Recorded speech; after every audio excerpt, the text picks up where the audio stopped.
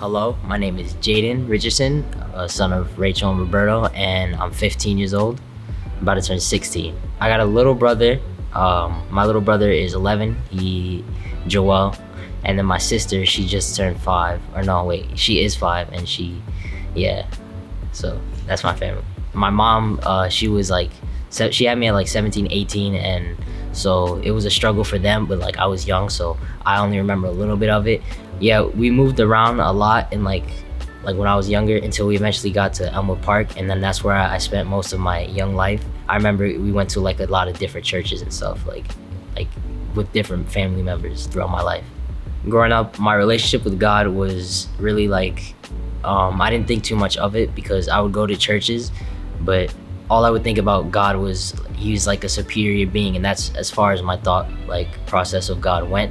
So I wouldn't think of him too much, but like I would be always in different churches all the time, and I would never stuck to one church, and I never got to know God. Like nobody ever sat me down and talked to me about God until like I got to Skyline. The Amantes had invited us to an Easter egg event, and when we got here, my family instantly liked it, and they started coming.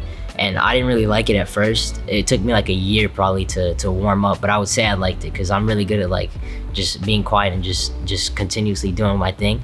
So I kept going because we kept going, and it got a lot easier to go, and we got into Riot, and I got to be comfortable, and like I got to like know the people that were at Riot, and I got really close with them. So starting to go into like Riot and stuff, I started getting closer to God just because they would talk about God and they would tell me like who he was, and I got to learn about the Bible and Jesus, and just knowing about that became clear to me like who God was, because I already believed in him, but I was getting like information about him instead of just knowing that he was like somebody who created the world. So when I went to camp this summer, Skyline, they hosted a camp trip, and we went to camp, and that was awesome.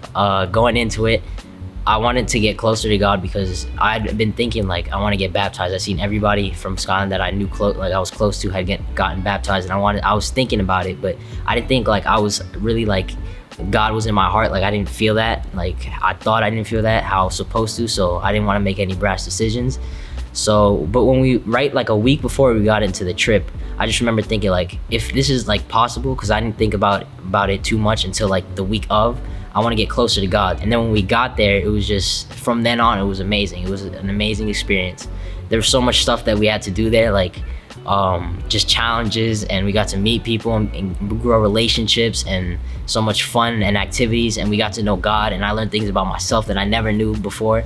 So it was just an amazing experience, and I got to meet people that really brought me to like a spiritual high, and just stuff that never happened to me before. So on like the first or second day, I met this person, and we got to know each other, and I remember we got close, and they ended up telling me like their story and their testimony basically. But they were an amazing person. Like they were somebody who lifted me and other people. I didn't even have to talk to them, and I just knew that they were amazing. You know what I'm saying? So when I got to talk to them and I got to hear their testimony, it kind of bothered me. And after hearing her testimony, I thought like man, like it made me for the first time in my life like question God in a way I've never questioned him before. And it's funny because like right after that whole experience and that went down, we had chapel, which is like worship.